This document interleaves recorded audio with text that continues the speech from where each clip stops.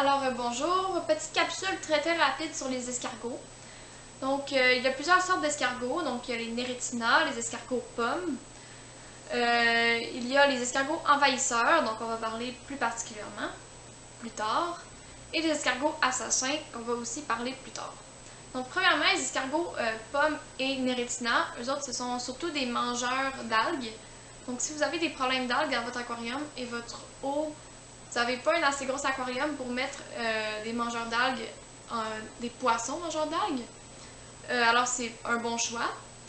Donc les Neretina sont très efficaces, là, contrairement à ce qu'on peut croire, mais ils sont sensibles à vos paramètres. Donc si votre cycle n'est pas fini, voir la vidéo sur le cycle, il risque de ne pas survivre.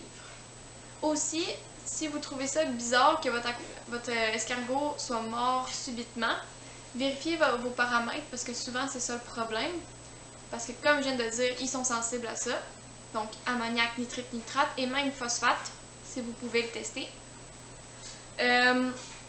Après ça, si vous vous rendez compte que votre escargot est tombé sur le dos, c'est important de le remettre sur son pied parce que sinon il ne peut pas se retourner lui-même. Donc il va mourir s'il reste sur le dos trop longtemps. Escargot pomme, il va manger aussi les algues, mais aussi les plantes naturelles. Donc si vous en avez, c'est peut-être pas l'idéal de mettre des escargots pommes. Et aussi, ils vont devenir énormes. Donc après ça, on va venir aux escargots envahisseurs. Donc les escargots envahisseurs, eux, ils sont nuisibles, comme leur nom le dit. Donc eux, ils arrivent aussi par les plantes naturelles. Ben, en fait, ils arrivent par les plantes naturelles seulement. Et habituellement, ils apparaissent comme par magie dans votre aquarium et vous vous demandez pourquoi est-ce qu'ils sont là. Donc pour les enlever, parce qu'ils sont nuisibles, donc on va chercher à les enlever. Donc premièrement, on peut prendre une petite assiette à dessert, mettre une tranche de concombre, de zucchini, même de la salade, je pense que ça marche. Et on va les laisser venir manger l'appât après un certain temps pour y enlever l'assiette avec tous ceux qui sont dessus.